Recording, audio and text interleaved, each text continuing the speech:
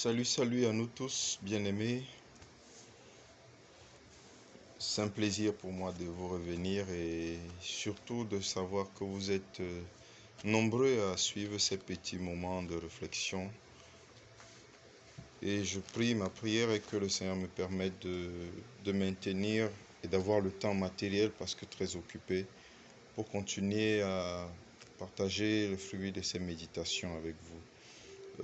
Aujourd'hui, je veux réfléchir autour du mystère de la nudité de Noé. L'essentiel, si vous remarquez, l'essentiel de mes interventions tourne autour de l'Église, tant dans le sens d'assemblée locale que l'Église corps de Christ.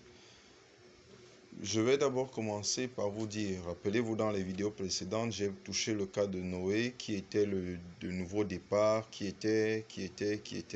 Aujourd'hui, je vais toucher un tout autre pan. Premièrement, je vais vous expliquer que l'arche symbolise l'Église. Et toutes les espèces d'animaux qui sont entrés dans l'arche symbolisent les types de chrétiens que nous avons dans l'Église. Je vais vous dire, si vous pensez que dans l'Église, vous allez trouver des personnes droites, vous allez trouver des personnes bonnes, c'est possible. Mais en majorité, si vous partez remarquer, dans même les principes de la création, les bêtes impures ou considérées comme impures étaient plus nombreuses que les bêtes pures, d'après les lois lévitiques. Je veux revenir en disant que dans l'Église, il y a des serpents. Dans l'Église, il y a des fauves, il y a des prédateurs, il y a des pois, il y a ceux qui sont doux comme des pigeons et il y en a ceux qui sont rusés et tout le reste. Il y a tout type. L'arche avait la caractéristique principale d'abriter tout genre de vie. Et c'est le principe fondamental de votre église locale. Votre église locale a tout genre de personnes. Là-dedans, il y a des bonnes. Et là aussi, dedans, il y a de très bonnes. Celles que j'appelle de très bonnes, c'est celles qui manifestent des caractères négatifs. Parce que c'est parce qu'il y a le faux que le vrai se manifeste. Le faux n'a pour seul objectif que de faire distinguer le vrai. Il n'y a pas de mauvaise personne dans l'église. J'ai souvent vu des églises où on est paniqué parce qu'il y a un sorcier. Je me rappelle, j'ai assisté à un culte où un frère s'est levé, il a confessé qu'il était dans la Rose-Croix. Et puis il a dit comment ça se passait là-bas et tout. Et naturellement, quand il a fini son témoignage et qu'il est venu s'asseoir parce qu'il faisait une reconstitution, une réparation, comme on l'appelle dans le processus de la conversion, dès qu'il est venu s'asseoir, son voisin de banc s'est écarté de lui. C'est la réaction aujourd'hui. Quand il y a un sorcier à l'église, la première chose, c'est d'envoyer le feu et tout le reste. Mais attendez, on ne chasse pas le mal au sein de l'église par le combat spirituel. On chasse le mal au sein de l'église par la manifestation de la lumière. S'il y a les ténèbres, c'est parce que la lumière doit se manifester.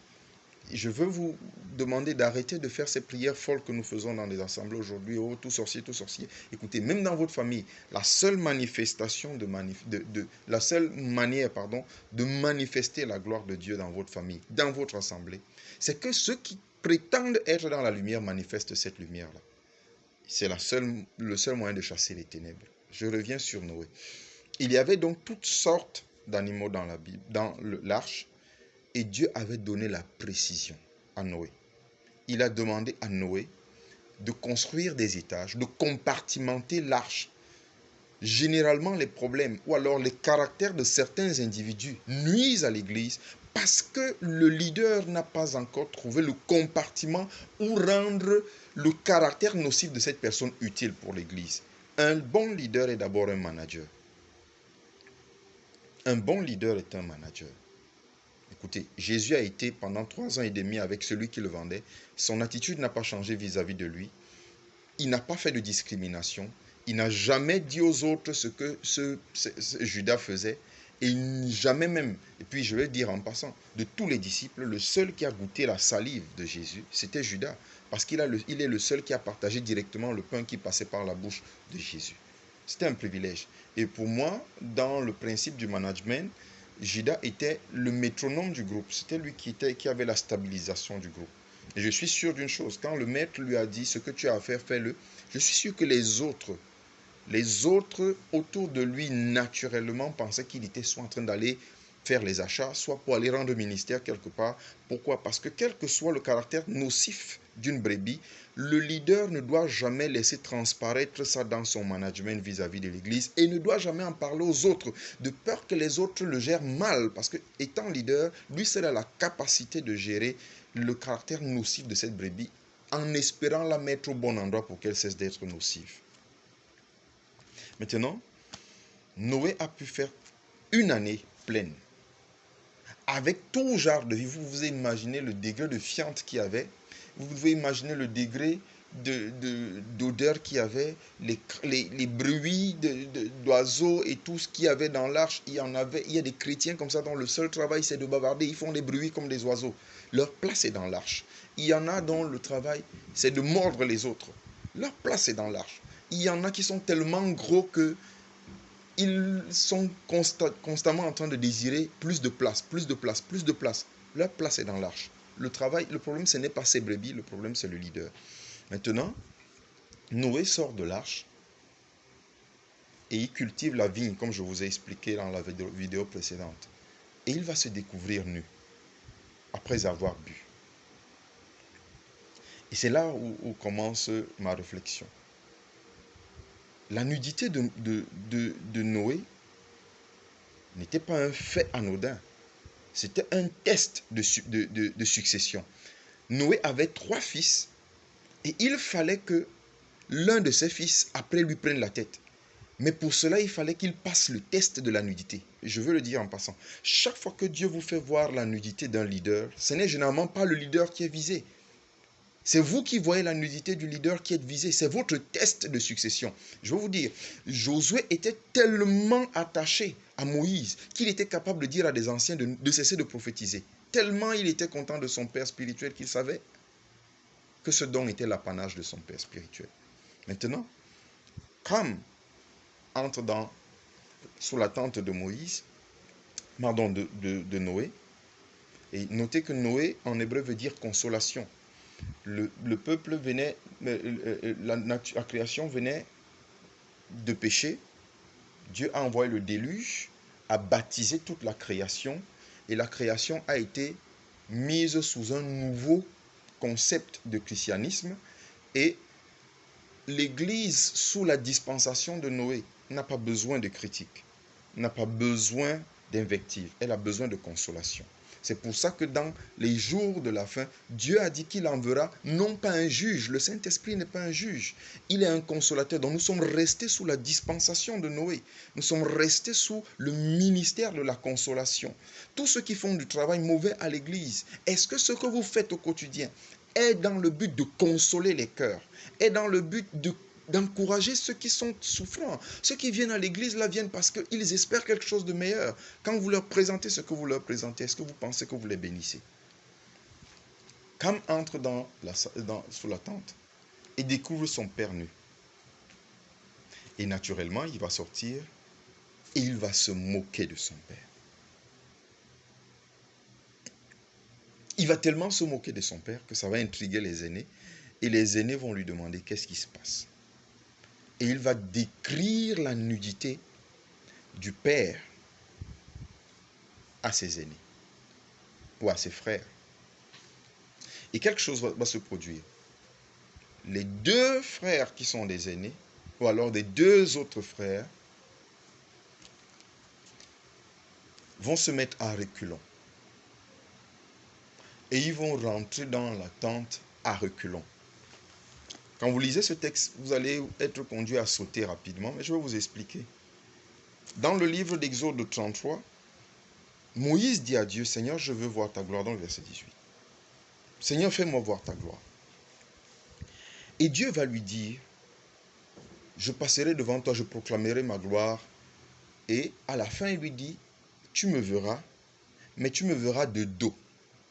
Parce que celui qui me voit de face, la face symbolise le jugement, mourra. Tu me verras de dos, ça veut dire que, nonobstant le mal que tu fais, le dos symbolise l'alliance. J'ai fait l'alliance avec toi. Les deux frères de Camdon vont entrer à reculons, c'est-à-dire de dos, pour maintenir leur alliance avec leur père. Donc en fait, quand ils entrent, ils disent à leur père, quel que soit ce que tu as fait contre le Seigneur, quel que soit ce que tu as fait dans ta marche, quel que soit ce que tu as fait dans ta marche, nous ne rompons pas l'alliance que nous avons avec toi.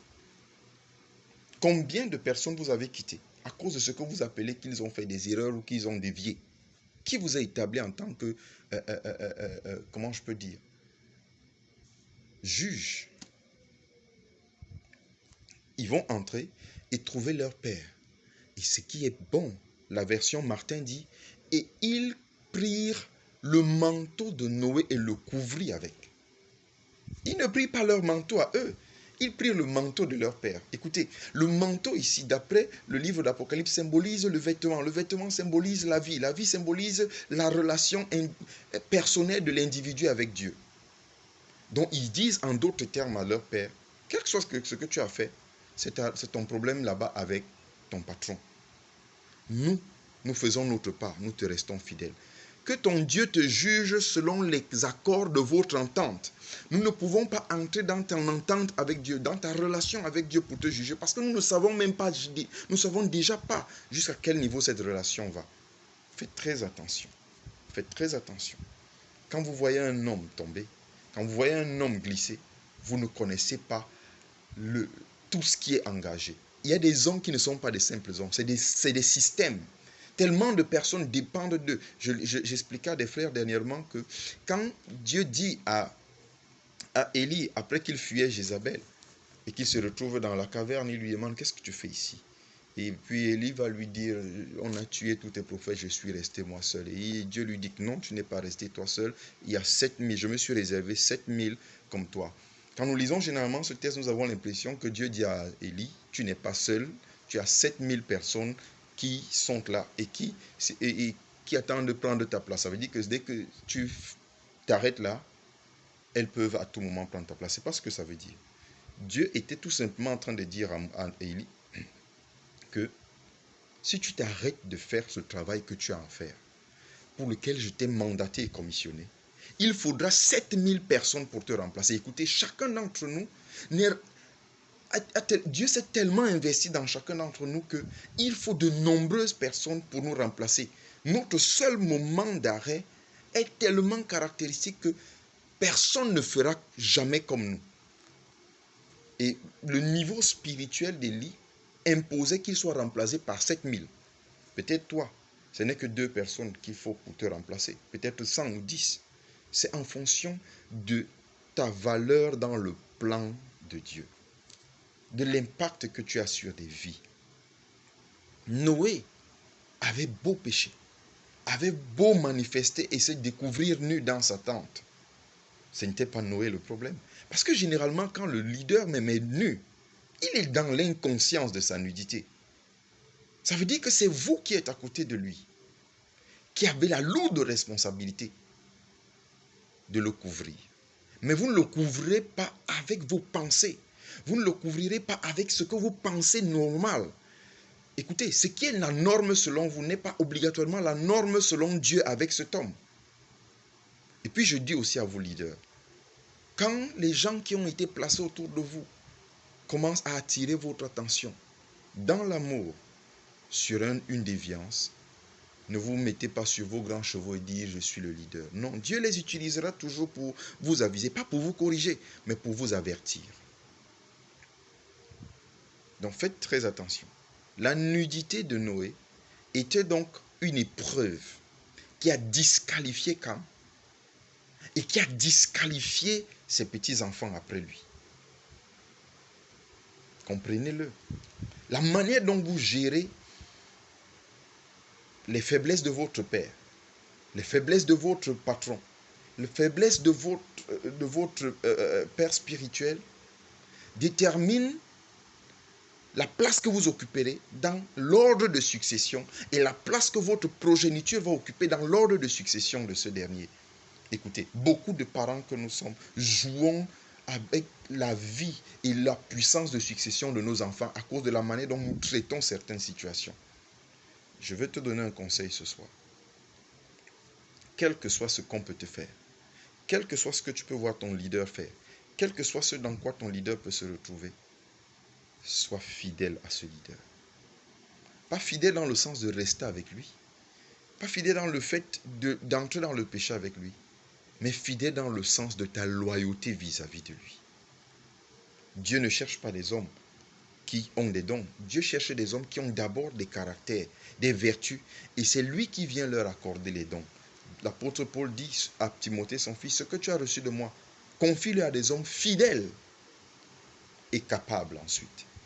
C'est d'abord la fidélité. La capacité vient après. Et cette capacité nous vient de Dieu. Donc, je ne sais pas, mais il m'est monté à cœur de partager avec toi le mystère de la nudité de Noé. Que le Seigneur donc te bénisse et sois loyal. À la prochaine.